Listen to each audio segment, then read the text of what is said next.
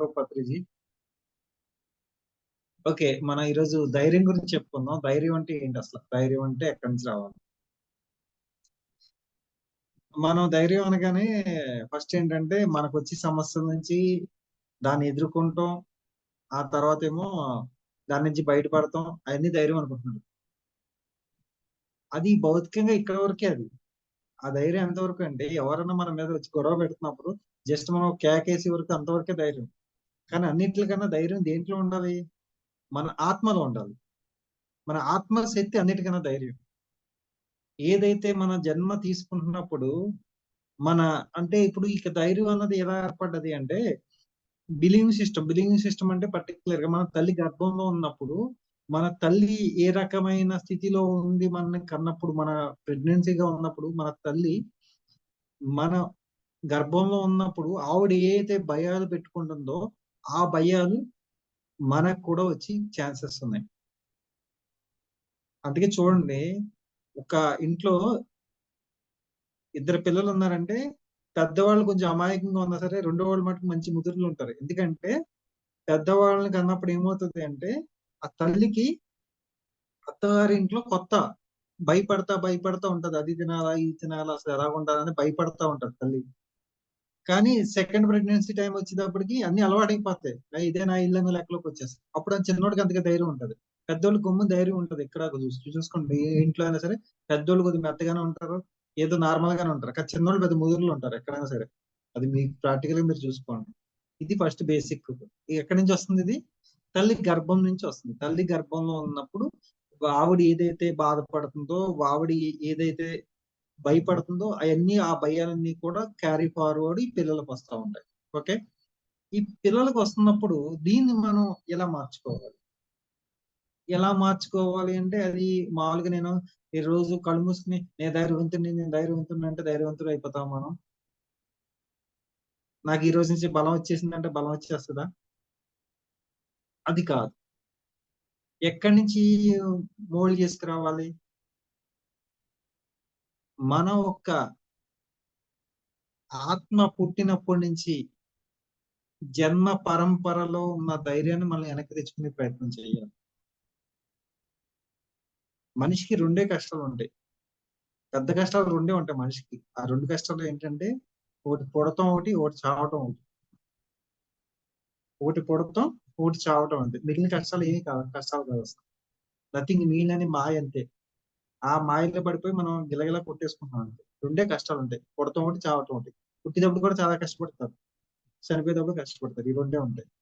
అయితే ధైర్యం అంటే మనం ఏమనుకుంటున్నామంటే ఒక సమస్య వచ్చినప్పుడు గుండె ధైర్యంతో అక్కడ నుంచుంటాం మాత్రమే ధైర్యం అనుకుంటున్నాం మనం. ఆ సమస్యను రాకుండా మనం క్రియేషన్ చేస్తే, ఆ సమస్య జోలికి వెళ్ళకుండా ఆ సమస్య మన దగ్గర రాకుండానే మనం ప్రొటెక్షన్ వేసుకుంటే, ఆ సమస్య అసలు క్రియేట్ అవ్వకుండా చూసుకుంటే, క్రియేటర్స్, పిరమిడ్ మాస్టర్స్ అందరూ ఎవరు? క్రియేటర్స్. క్రియేటర్స్ అంటే ఎవరు? ఒక డైరెక్టర్ ఉన్నాడు సినిమాలో. ఆ ఇప్పుడు హీరో అనుకుంటాడు నేను గొప్పడు, అనుకుంటే విలన్ నేను గొప్పడు. ఇదికే విషయం ఏంటంటే మొత్తం అంతా ఆడిచ్చేదంతా ఎవరు? డైరెక్టర్. డైరెక్టర్ క్రియేషన్ వల్లే కదా. డైరెక్టర్ పెన్ను పేపర్ పెట్టిన వల్లే కదా వీళ్ళందరూ వచ్చారు. అలాగే ఏంటంటే ఇక్కడ మన జీవితానికి ఎవరు? మనమే డైరెక్టర్లు. మనం డైరెక్టర్లు కాబట్టి వాళ్ళందరినీ క్రియేట్ చేస్తాము. ఆ క్రియేషన్ లోనే ఇంకా మంచిగా అదేదో మనమే మంచిగా క్రియేషన్ చేసుకుంటే బాగుంటది కదా. అక్కడి నుంచే ధైర్యం వచ్చేస్తుంది కదా. దానికి మనం ఏం చేయాలి? ఎంతో చక్కటి ధ్యానం చేసుకుంటా, మంచి మంచి విషయాలు వింటా, సజ్జన సాంగత్యం చేస్తా. సజ్జన సాంగత్యం అంటే మళ్ళీ మనకన్నా డౌట్ ఉన్న వాళ్ళని తీసుకొచ్చి ఆడితో గంటసేపు మాట్లాడతాం కాదు. ఆడే కన్ఫ్యూజ్ గా ఉన్నవాడితో గంటసేపు మనం మాట్లాడితే ఆడి బ్రెయిన్ మనకు అంటుకుంటుంది. సజ్జనులతో సాంగత్యం. సజ్జనులతో సాంగత్యం. అవును. మనకి ఒక 10 నిమిషాలు మాట్లాడితే అబ్బా వీళ్ళతో మాట్లాడితే సబ్జెక్ట్ చాలా మంచి సబ్జెక్ట్ ఉంది, మనం నేర్చుకోవాలన్న తపన రావాలి, ఆ ఫీలింగ్ రావాలి. 11 నిమిషంలో ఎందుకు వచ్చిన కర్మలో ఇంత మాట్లాడని పెట్టేసామంటే ఫోను, అలాంటి వాళ్ళు జోలికి వెళ్ళకుండా ఉండాలి. సజ్జనులతో సాంగత్యం చేసుకుంటా మంచి విషయాలు, మంచి విషయాలు. నేను నా దగ్గర ఒక 2000 మంది పిరమిడ్ మాస్టర్స్ ఫోన్ నెంబర్లు ఉంటాయి. ఓన్లీ క్లాస్ విషయంలో మాత్రమే నేను ఫోన్ చేస్తా. ఒక 4-5 మామూలు పర్సనల్ గా ఉంటారు. వాళ్ళకి నాకేమన్నా మంచి మెసేజ్ ఏమైనా వచ్చిందంటే దానికోసం డిస్కషన్ కోసం వాళ్ళకి ఫోన్ చేస్తా. మళ్ళీ క్వశ్చన్ అడగను అక్కడ. డిస్కషన్ కోసం ఫోన్ చేస్తా. అంటే దాన్ని స్పానర్ పెంచుతాకి. మళ్ళీ అక్కడ కూడా డౌట్ లేదు నాకు. ఇది ఏంటి, ఇప్పుడు ఇలా వచ్చింది, ఇది ఏంటి అని చెప్పి అది దాన్ని ఇంకా మాడిఫై చేస్తా చూస్తాను, కానీ అక్కడ క్వశ్చన్ డౌట్ ఉండదు నాకు. ఇది రావాలి ఫస్ట్. మనకు ఒక సబ్జెక్ట్ వచ్చింది అంటే ఆ సబ్జెక్ట్ ను దాన్ని పెంచుకుంటే వెళ్ళాలి మనం స్పానర్ గా. అది ఎలా పెంచుకోవాలంటే, ఓకే మీకు ఈ రోజు ఆత్మ గురించి క్లాస్ చెప్పమని వచ్చింది. ఆత్మ అంటే ఏంటి అన్నది బేసిక్ మనం నేర్చుకున్న తర్వాత ఆత్మ గురించి చెప్పమన్నప్పుడు ఈ పాయింట్స్ నాకు వచ్చినాయి. మీకున్న కొద్దిగా బాగా ఎవరైతే ఆ ప్రాసెస్ చెప్పి వాళ్ళు ఎవరైతే ఉన్నారో ఆ ప్రాసెస్ చెప్పి వాళ్ళ దగ్గరికి వెళ్ళి ఫోన్ చేసినా లేదా ప్రాసెస్ అడిగినా సరే అది దాని స్పానర్ పెంచుకుంటే వెళ్తే ఆ సబ్జెక్ట్ మీకు వస్తుంది. ఇక్కడ ధైర్యం అనేటప్పటికి పూర్తిగా ఏంటంటే ఆత్మస్థితిలో ఉండదు. పరమాత్మ స్థితిలో ఎప్పుడైతే మనం ఉన్నామో, ఎస్ ఐఆమ్ స్ట్రాంగ్ మ్యాన్ అని చెప్పేసి ఎవరికి చెప్పుకోవాలి? మన ఆత్మస్థితిలో ఉన్నప్పుడు ధ్యానం చేస్తూ నేను పూర్తిగా పరమాత్ముడిగా మారిపోయాను, I am God, I am connecting to universe, నేను పూర్తిగా విశ్వంతో కనెక్ట్ అయిపోయాను అని మీరు ఎప్పుడైతే అనుకుని ఐఆమ్ గాడ్ అని ఎప్పుడైతే అనుకున్నారో అప్పటి నుంచి అక్కడి నుంచి ధైర్యం స్టార్ట్ అవుతుంది. బేసిక్ ఇక్కడ మామూలు లెవెల్ గా ఏంటంటే ఎవరో మన దగ్గరికి వచ్చినప్పుడు మాట్లాడతాం, అది ధైర్యం కాదు. ఇక్కడ ఏంటంటే చిన్న ఉదాహరణ చెప్తా. ఒక పాపకి స్కూల్కి వెళ్తుంటే టీచర్స్ కొడుతున్నారని మానేస్తున్నారు. టీచర్స్ ఎలాగానే హోంవర్క్ చేయలేదు, కొడుతున్నారు, తిడుతున్నారు అని చెప్పేసి మానేస్తున్నారు పాప. అప్పుడు మనం ఏం చేయాలి? ఒక 2 రోజులు స్కూల్ మానిపించేసి పూర్తిగా స్కూల్ మానిపించేవాలి. మానిపించేసిన తర్వాత ఇంట్లో కూర్చోబెట్టి చెప్తా ఉండాలి, ఇలా చదువుకోవాలని, ఇలా చేసుకోవాలని నీ గురించి చెప్పింది. అది 2 రోజుల తర్వాత మంచిగా చేసిన తర్వాత అంతా మనకు క్లారిటీగా వచ్చిన తర్వాత అప్పుడు మాత్రం స్కూల్కి పంపించాలి. చాలా మంది తల్లిదండ్రులు తెలియక ఇదే తప్పు చేస్తున్నారు. కొడతారు, మమ్మల్ని కొట్టారు, వెళ్ళు స్కూల్కి అని పంపించేస్తారు. అక్కడ మనం ఏం చెప్తున్నాం అంటే స్కూల్ అంటే కొడతారు, తిడతారు, నువ్వు ఓర్చుకుని రా అని చెప్తున్నాం. అక్కడ ఏం చెప్పాలి? ఏం చేస్తే కొడుతున్నారమ్మా, నువ్వు హోంవర్క్ చేయకపోతే హోంవర్క్ చెయ్యి నువ్వు, ఓకే, నీకు తెలియకపోతే నన్ను అడుగు, లేకపోతే అమ్మని అడుగు, లేకపోతే ట్యూషన్లో అడుగు, చేసుకుని వెళ్ళమ్మ తగ్గుతుంది అని చెప్పి చెప్పాలి. చెప్పిన తర్వాత వీళ్ళకి అన్ని చెప్పిన తర్వాత మళ్ళీ స్కూల్కి వెళ్ళి ఏం చెప్పాలి? స్కూల్లో ఏమంటే మా పాప కొంచెం భయపడుతుంది, కొంచెం చూడండి, కొద్దిగా మెల్లిగా చెప్పండి, ఈ కాడి నుంచి అటువంటి తప్పులు జరగకుండా చూస్తా అని చెప్పి స్కూల్కి వెళ్ళి చెప్పాలి. చెప్పిన తర్వాత పిల్లల్ని స్కూల్కి పంపించాలి. ఏం కాదు నడని చెప్పేసి పొద్దున్నే బరాబర్ లాక్కెళ్ళి స్కూల్లో పెట్టేస్తే ఉపయోగం లేదా? చిన్న పిల్లల దగ్గర నుంచి కూడా ధైర్యాన్ని మనం చెప్పాలి. ఈ రోజు కొట్టారమ్మా, ఓకే, రేపు పొద్దున హోంవర్క్ చేసుకుని వెళ్ళిపోతే కొట్టరమ్మా, మంచిగా చూసుకుంటారమ్మా, టీచరు బాగా చెప్తాదమ్మా, టీచరు అది ఇది అంతకే కాబట్టి నేను వేరే స్కూల్లో అన్న వేసేస్తానమ్మా, నువ్వు ఫస్ట్ అయితే వెళ్ళమ్మా అని చెప్పి మంచిగా చెప్పి పంపిస్తారు, ధైర్యం చెప్పి. అలా మనకి చెప్పి అంత నాలెడ్జ్ అప్పుడు లేదు మనకి. ఎందుకంటే మనం చదువుకునే రోజుల్లో కానీ ఇన్ని ఫోన్లు లేవు, ఇన్ని కంప్యూటర్స్ లేవు, ఇంత నాలెడ్జ్ లేదు అప్పుడు. అప్పుడు నెట్వర్క్ వేరు. అప్పుడు నెట్వర్క్ అంటే ఏంటి? ఒక చెట్టు కింద అందరూ కూర్చుంటారు, నలుగురు మాట్లాడుకుంటారు, లేకపోతే ఉమ్మడి కుటుంబాలు ఉంటాయి. ఆ ఉమ్మడి కుటుంబాలు ఏమైపోతుంది అంటే ఒకరిని చూసి ఒకటి నేర్చుకుని తయారైపోతారు అంతే. కానీ ఇక్కడ ఎండ్ ఆఫ్ ది డే వచ్చేటప్పటికి ఒక ఇంట్లో నలుగురు ఉంటారు, భార్య భర్త ఇద్దరు పిల్లలు ఉన్నారు అనుకోండి. అక్కడ స్పేస్ ఎక్కడ ఉంది? ఏం లేదు, జస్ట్ అలా ఒక గేమ్ ఆడుకుంటాడు, టీవీ చూస్తూ ఉంటాడు. మనం ఏం చేస్తాం? పక్కన కూర్చొని మళ్ళీ ఇంకో యూట్యూబ్ చూస్తూ ఉంటాం. వాళ్ళకి అక్కడ నాలెడ్జ్ షేరింగ్ లేదు ఇక్కడ. అప్పుడు ఏంటి? ఆడుకునే వాళ్ళు, పరిగెత్తే వాళ్ళు అన్ని ఉండేవి కాబట్టి అప్పుడు అక్కడ ధైర్యంగా పెరిగేవాడు పిల్లలు. ఇక్కడ ధైర్యం లేదు. అది దాన్ని మనం మోటివేషన్ చేయాలి ధైర్యం గురించి. ఇప్పుడు మనకి ధైర్యం కావాలంటే, మనకున్న సమస్యల నుంచి మనం బయటికి రావాలంటే, ఆ ధైర్యం ఎక్కడి నుంచి రావాలంటే మనం ఎప్పుడైతే పూర్తిగా మహాశూన్యంలో ధ్యానం చేస్తున్నప్పుడు పూర్తిగా కళ్ళు మూసుకున్న తర్వాత మహాశూన్యంలోకి వెళ్ళిపోయి ఏం తెలియని స్థితిలో అప్పుడు మనకు క్వశ్చన్స్ అండ్ ఆన్సర్స్ వస్తాయి. మీరు ఏమనుకుంటున్నారంటే సమాధి స్థితి అంటే ఏంటి? సమాధి స్థితి అంటే ఏంటి? సమాధానాలు తెలియజేసే స్థితి అది. కాన్షియస్ తో ఉంటారు మీరు, సుప్రీం కాన్షియస్ తో డైరెక్ట్ కనెక్ట్ అవుతూ ఉంటారు. రిసీవ్ అవుతూ ఉంటుంది మెసేజెస్. వాళ్ళు మ్యాచ్ అయిపోయింది, వాళ్ళ కాన్షియస్ తో మ్యాచ్ అయిపోయారు మీరు. మహాశూన్యంలో వాళ్ళ యొక్క సుప్రీం కాన్షియస్ తో మీరు కిరణాలతో అనుసంధానం అయిపోయి ఉన్నారు, లింక్ లాగా. అంటే యువర్ కనెక్టింగ్ టు యూనివర్స్ తో కనెక్ట్ అయిపోయి ఉన్నప్పుడు మీ భావన ఏదైతే ఉందో దానికి ఆన్సర్స్ వస్తూ ఉంటాయి. మీ భావన అప్పుడు ఏంటి, మీకు ఏమైనా డౌట్ ఉన్నా, ఆ తర్వాత మీకు ఏమన్నా జీవితంలో ఉన్న పెద్ద పెద్ద సమస్యలు ఏమన్నా ఉన్నా, లేదా ఏమైనా ధైర్యం కావాలన్నా, అప్పుడు నాకు ఈ జీవితంలో అన్ని సవ్యంగా ఉన్నాయి కానీ నాకు కొంచెం ధైర్యం కావాలి, నాకు అన్నింటిని జయించి నాకు ఆ శక్తులు నాకు కావాలంటే ఆటోమేటిక్ గా అది రిలీజ్ అయిపోతుంది, ఆ బ్లాక్ రిలీజ్ అయిపోతుంది. ఇక్కడ ఏదైనా బ్లాకే. ఇక్కడ బ్లాక్ అంటే అది మనకి ఎప్పుడైతే మనం అది మనకి కాదు అనుకునేటప్పుడు మనకి చిప్ లెవెల్ ఏమైపోతుంది అంటే దానికి ఒక చిన్న బాక్స్ తయారైపోతుంది, మనకి ఒక చుక్క దాకా డ్రాప్ అయిపోతుంది. అంటే చాలా మంది అంటారు నాకు మాట్లాడేటప్పుడు ఆ కొన్ని విషయాల్లో కొద్దిగా తడబడతానండి అని చెప్పి ఎవరన్నా పదే పదే అదే మాట చెప్తున్నారు అనుకో చిన్నప్పటి నుంచి, వాళ్ళకి పెద్ద అయ్యేటప్పటికి ఏమవుతుందంటే వాళ్ళు ఎంత కష్టపడ్డా సరే అదే మాట వచ్చేస్తారు, తడబడతా ఉంటారు వాళ్ళు.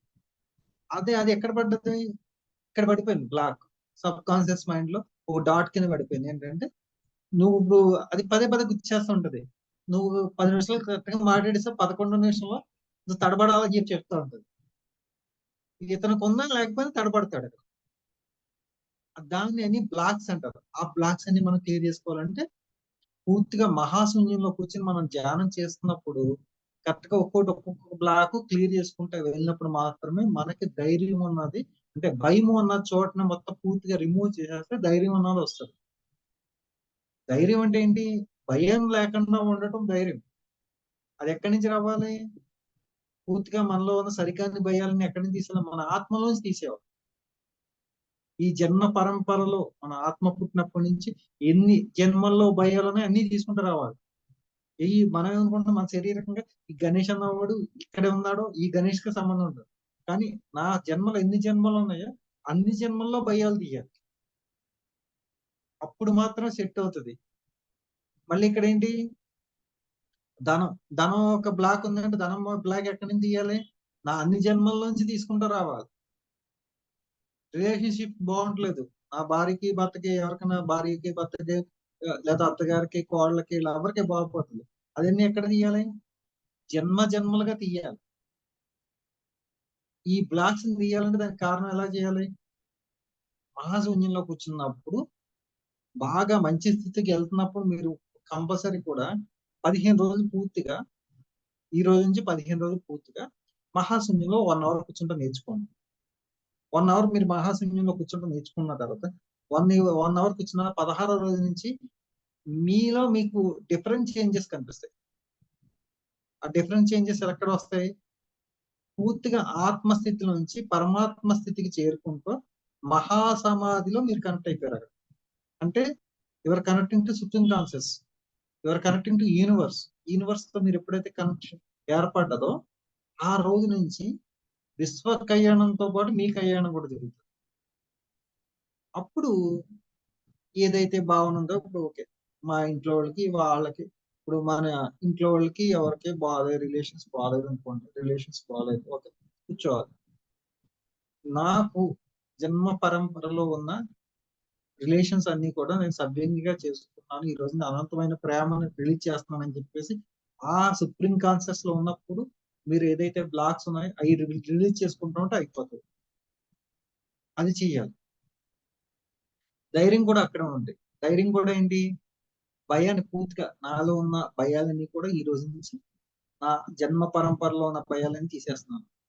ఏ దేంట్లో అయినా సరే ధైర్యంగా ఉంటాను నేను అని చెప్పేసి మనం అక్కడ మోటివేషన్ చేసుకుని మనం అక్కడి నుంచి బయటకు వచ్చినప్పుడు మాత్రమే ఇక్కడ ఉన్న భయం పోతుంది.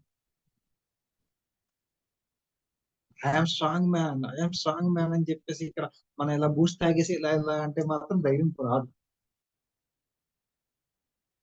ఏదైనా ఎక్కడి నుంచి మోటివేషన్ జరగాలి.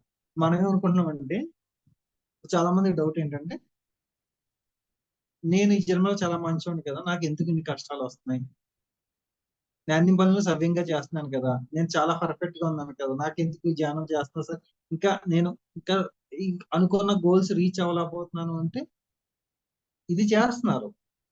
అది అంతకు ముందు పెట్టిన హోంవర్క్ ఎవరు చేస్తారు? అంతకు ముందు పెట్టిన హోంవర్క్ ఎవరు చేస్తారు? మహాభారతం అంతా అయిపోయాక శ్రీకృష్ణుడిని ధృతరాష్ట్రుడు పిలిచి, నువ్వు ఎవరికైనా దేవుడు కానీ నాకు మాటకు నువ్వు దెయ్యాను, నువ్వు మంచోడు కదా అసలు, నువ్వు బ్రహ్మ రాక్షసుడు అని చెప్పి తిట్టాడంట కృష్ణుడిని. తిడితే ఎందుకు అని అడిగాడంట. అడిగితే, నా 100 మంది కుమారులను చంపేశావు, నువ్వేం దేవుడు అయ్యా, నువ్వు దేవుడు కాదు, నీ కుమారులను చంపింది నేను కాదు, నీ కర్మే నీ కుమారులను చంపించేసింది అంటే. ఎందుకు అలాగంటే అతనికి ఎన్నో జన్మల క్రితం అతను ఒక కోయివాడుగా ఉన్నప్పుడు ఒక 100 గుడ్లు పెట్టుకున్న పక్షి ఒక 100 గుడ్లు పెట్టుకుంటే ఆ గుట్ట ఎక్కడ ఉంటే ఈయన పగలగొట్టేసాడు మొత్తం 100 గుడ్లు. పగలగొట్టేస్తే ఆ కర్మ వెంటాడుతూ వచ్చింది అన్నాడప్పుడు. అప్పుడు అడిగాడు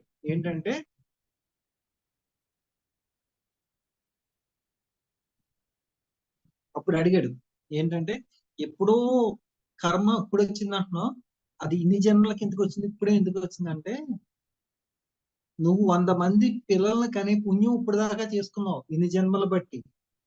ఇప్పటికి ఎందుకు ఈ జన్మలో నీకు 100 మంది పిల్లలు పుట్టారు, ఇప్పుడు ఆ కర్మ వచ్చింది.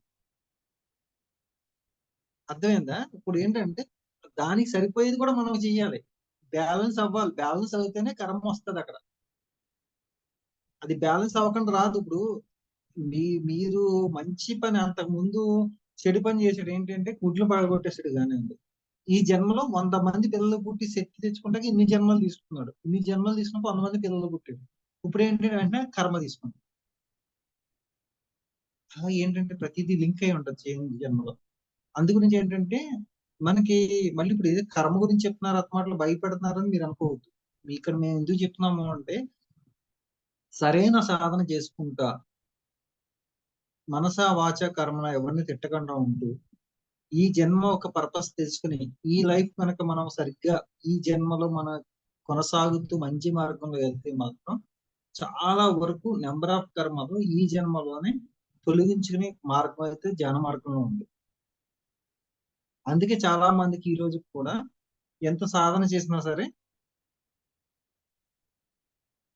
రిజల్ట్స్ వెంటనే రావట్లేదంటే దానికి కారణం ఏంటంటే ఆ పాత హోంవర్క్ అంతా కూడా ఇది కవర్ చేసేసి మొత్తం ఏ రోజుకి ఆ రోజుకి అక్కడ తీసేసుకున్నారు.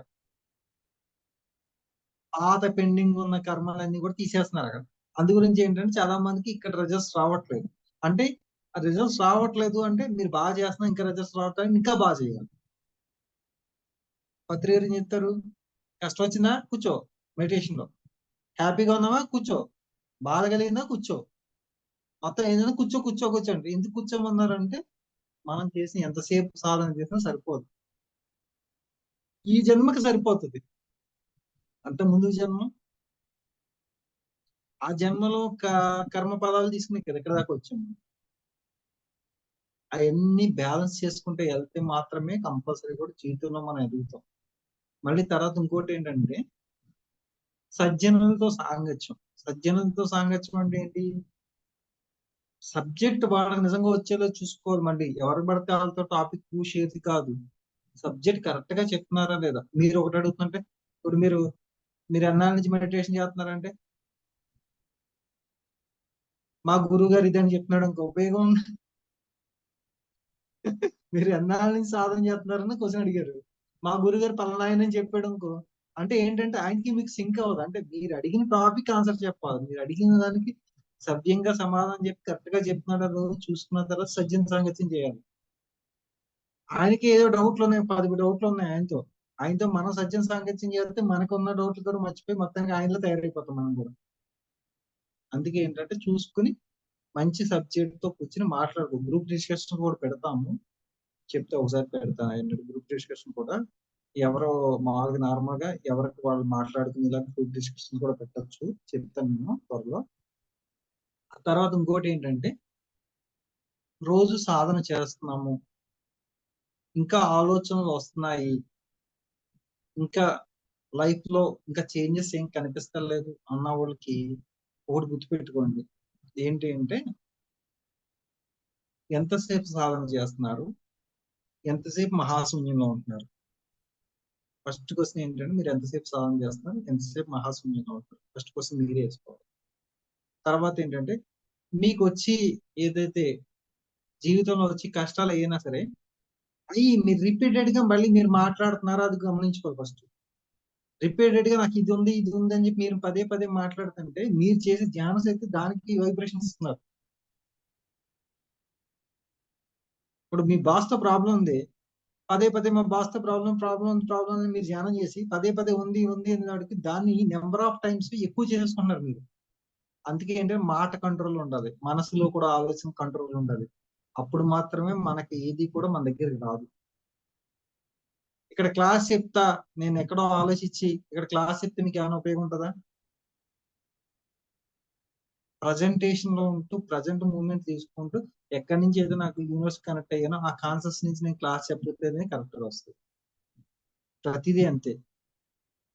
మీరు ఒక జీవితంలో ఏదైనా సరే సాధించాలి అంటే, తర్వాత ఏదన్నా సరే పరిపూర్ణంగా చెయ్యాలి అంటే దాని ఒక్క సబ్జెక్ట్ ని మీరు పూర్తిగా అవగాహన చేసుకున్నప్పుడు మాత్రమే అది పూర్తవుతుంది. అందులో అలా దాంట్లో భాగమే ఏంటంటే ఈ రోజు ధైర్యం అన్నది ఏంటి అంటే మన జన్మల్లో ఉన్న భయాలన్నీ పూర్తిగా రిమూవ్ చేసుకుంటాది. ఈ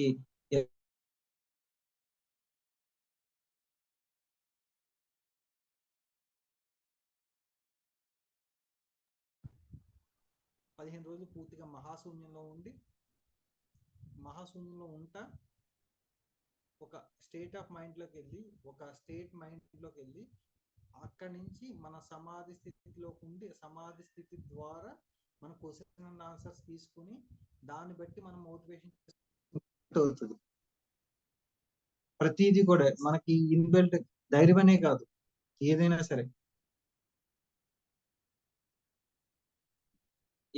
సరే ఏది ప్రాబ్లం ఉన్నా సరే అక్కడి నుంచి క్లియర్ చేసుకుంటూ రావాలి. అది కూడా ఏంటంటే 15 రోజులు పూర్తిగా మహాశూన్యంలో ధ్యానం చేస్తా ఒక మంచి స్థితికి చేరిన తర్వాత అప్పుడు దానికి ఒక రిమూవ్ చేసుకుంటూ వస్తేనే మాత్రమే సెట్ అవుతుంది. నార్మల్ గా సెట్ కాదు. ఎందుకు సెట్ కాదు అంటే పూర్తిగా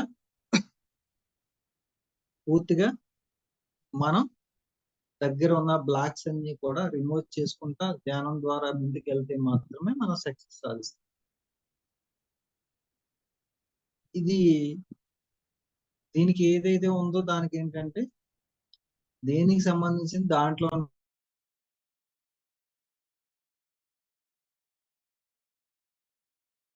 ఒకదానికి సంబంధించింది ఇంకో దానికి పనిచేయదు. ఎవరు వాళ్ళదే ఉంటాయి. ఇండివిజువల్ గా ఏంటంటే ఎవరి రెమెడీ వాళ్ళకే ఉంటుంది. ఒకళ్ళకి చేసింది ఒకళ్ళకి పనిచేయదు. కానీ ఏంటంటే సాధన మార్గం మాత్రం అందరికీ సమానంగా ఉంటుంది. సాధన చేసేటప్పుడు ఎవరి ప్రాబ్లమ్స్ కి వాళ్ళు ఏంటంటే ధ్యాన శక్తితో పరిష్కరించుకోవచ్చు. దాన్ని ఎలా చేయాలంటే మహాశూన్యంలో ధ్యానం చేస్తా ఆ ధ్యానంలో ఉన్నప్పుడు సమాధి స్థితికి వెళ్ళి తీసుకోవాలి.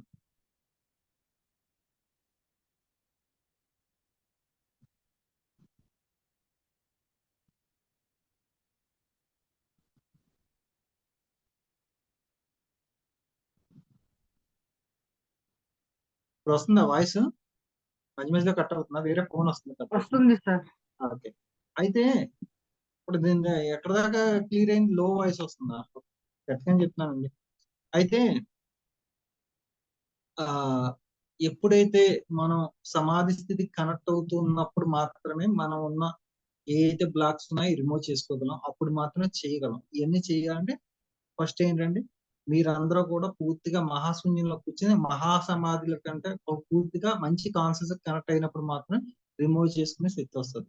అప్పుడు రిమూవ్ చేసుకుంటే ఒక్కోటి కొన్ని రోజులకి మొత్తం అన్ని కూడా క్లీనింగ్ అయిపోయి ఆ తర్వాత ఎప్పుడైతే నాడీ మండల శుద్ధి జరిగినప్పుడు తర్వాత వాక్ శుద్ధి జరిగితే తర్వాత వాక్ క్షేత్రం ఏర్పడ్డ తర్వాత మాత్రమే మనం పూర్తిగా సంపూర్ణంగా ఒక పిరమిడ్ మాస్టర్ అని చెప్పుకునే అర్హత వస్తుంది.